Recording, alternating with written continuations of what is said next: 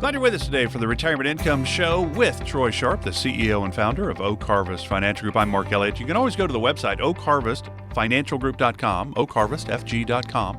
A lot of great information about Troy, the team, great information on the website about their process, the retirement success plan. Just tons of great information. And of course, you can always go to the YouTube channel. Just search Troy Sharp and Oak Harvest.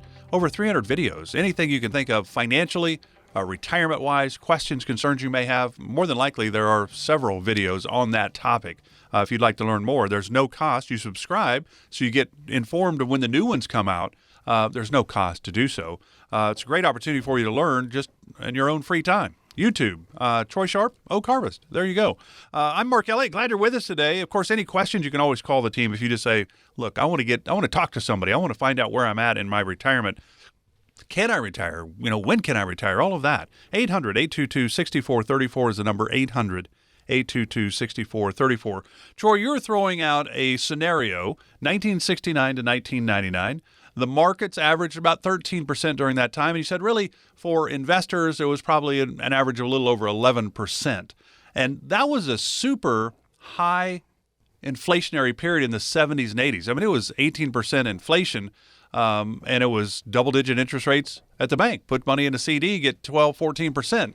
Really interesting time, but you're saying it was a great time when you're averaging 13% over that time period. Actual investors probably a little over 11%.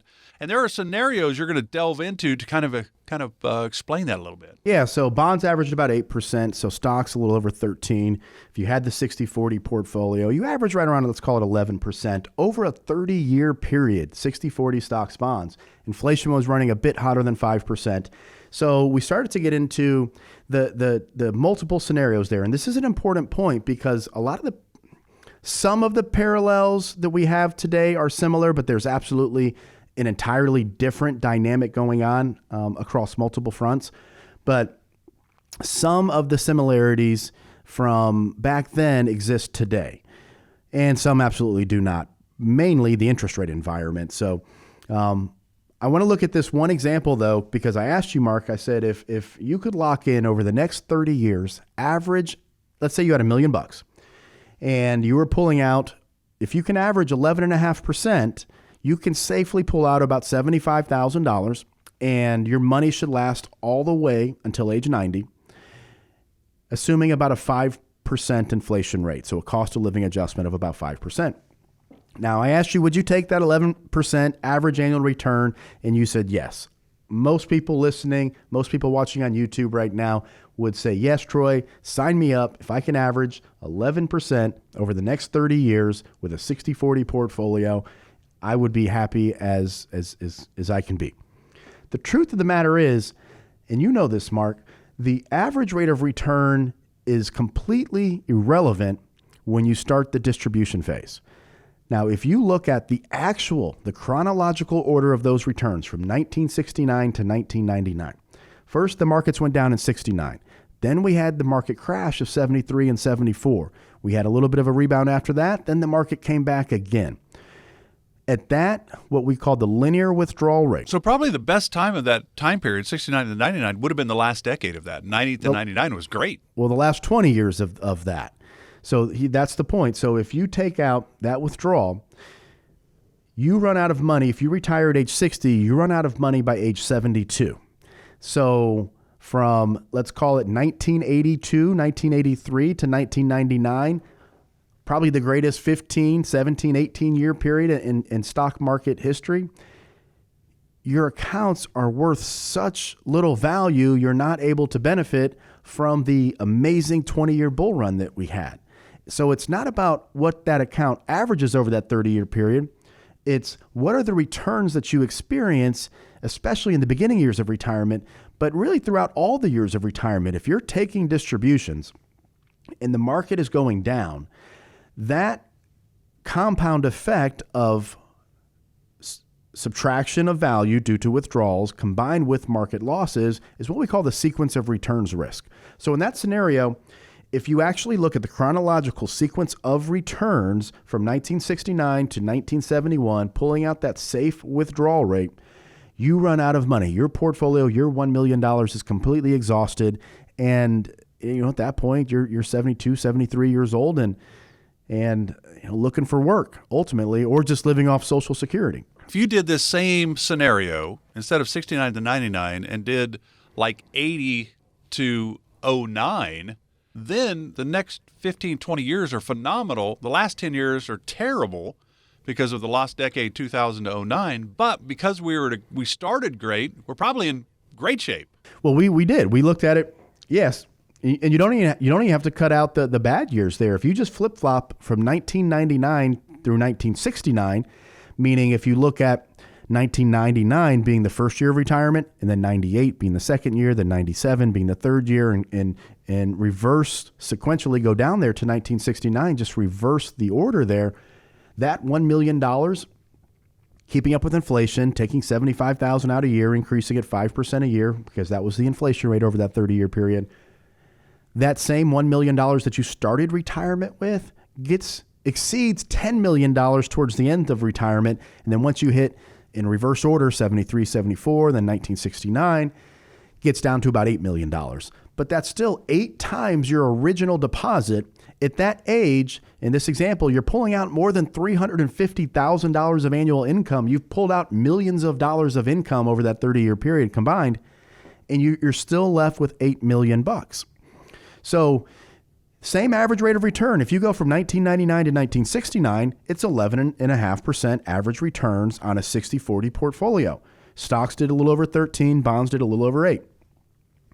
But if you go in the correct sequence from 1969 to 1999, still averaged 11%, but that $1 million is exhausted in 12 years. Whereas in that reverse sequential order, that $1 million is worth over $8 million. So the parallels are, first, we have high inflation. Okay. Now, I don't expect 8% inflation to continue for decades.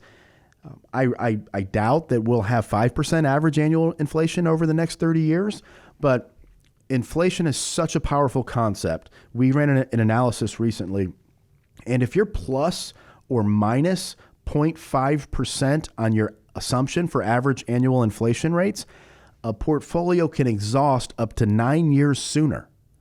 Just going plus, let's say we assume inflation is going to be 3%. If 30 years from now, it's actually averaged 3.5%, so our assumption was 0.5% off, your portfolio could be expected to exhaust 9 years sooner due to that extra 0.5% of inflation being higher than projected. So inflation, we can't control. But it is one of the most powerful it impacts your retirement, how long your money will last, how much you spend, more than any other factor, more than rate of return, more than, to a certain extent, more than rate of return. Now, obviously, if you went negative 50, negative 50, negative 30, that'd be pretty bad. But it's a very, very powerful component of the overall outcome when it comes to retirement planning. And that's why we need what we call the retirement success plan. It's a thorough process that takes us from step 1, risk management, risk planning, investment selection, to step 2, generating an income strategy. How much income? I'm a big believer in seeing you spend as much money as you can without the fear of running out.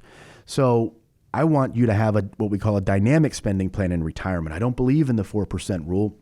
The 4% rule is antiquated, in my opinion. It was developed in the late 70s when bond rates were much higher than they are today, similar to the story I just went through from 1969 when bonds were, from that 30-year period from 69 to 99, bonds averaged 8% a year. That's because they were paying high interest rates, but also as interest rates in the market environment came down over that 30-year period, bond values increased. People had massive capital gains on top of very high interest rate payments or coupon payments with their bonds. We're in the exact opposite environment now where rates are still relatively low compared to where they were back then, but rates are increasing. And when rates increase, your bond values drop. So we can't take research from the late 70s, early 80s and apply those same general rules to your withdrawal strategy today. Now, I'm not saying you have to take less. A lot of academics will tell you, yeah, well, you need to the new rule is 2.5% or 3%. Now, yes, if you don't have a plan that you're monitoring, if you don't have a dynamic spending plan, if you're trying to do this yourself, yes, I would say probably 2.5%, 3% is a safe way to do it. But I want to see you spend more money, not less, in retirement. We call it the Retirement Success Plan because retirement is about so much more than just the X's and O's, the money, the finances. It's how, this is my opinion, how can we spend the time with the people we love? How can we enhance that time? How can we use money as a resource to improve our lives, to improve the quality of our lives, but to improve the quality of the lives of the people around us that we love, that we want to see have happy lives, be taken care of? How do we do things together? Can we go here? Can we spend time? Can I pay for the kids to come? Can I pay for the grandkids to come? What about the kids' spouses? I want us all as a family to get together. Can I afford that, Troy? Is that something that I can do with the money that I've saved for retirement? Not just looking at the picture today, but extrapolating all these numbers out over a 30-year period. If I do that, how does that impact me? Those are the questions I want you to ask when you come and sit down with an advisor here, because that's how we want to plan for you. We want you to spend more money in retirement, not less. But we can't do that without a dynamic spending plan. And we have clients that their starting distribution rate may be 5%, it may be 6%. But you can bet your bottom dollar that we have a plan for the back end. So if things don't go our way, first we're going to adjust that spending rate as time goes on based on bull markets, bear markets, etc. But we have a plan for the back end to make sure that we have enough, we call it baseline income planning, from guaranteed income payments to make sure that, hey, if things don't work out, I have $80,000 of increasing income coming in no matter how long I live, or whatever that number is. So this is a dynamic spending plan. It's step 2 of the retirement success process. We want to deliver you your own customized retirement success plan, but you have to reach out, oakharvestfinancialgroup.com. Give us a call, 1-800-822-6434. This is the Retirement Income Show from Oak Harvest Financial Group. So when we come back, Troy's going to chat a little bit about the Secure Act 2.0. Do you understand the moving parts in that? We'll explain right after this. Investment advisory services offered through Oak Harvest Financial Group, LLC. Oak Harvest Financial Group is an independent financial services firm that helps people create retirement strategies using a variety of insurance and investment products. Investing involves risk, including the loss of principal. Any references to protection benefits or lifetime income generally refer to fixed insurance products, never securities or investment products. Insurance and annuity product guarantees are backed by the financial strength and claims-paying ability of the issuing insurance company. Oak Harvest Financial Group, LLC is not permitted to offer, and no statement made during this show shall constitute tax or legal advice. You should speak to a qualified professional before making any decisions about your personal situation. We are not affiliated with the U.S. government or any governmental agency. This radio show is a paid placement.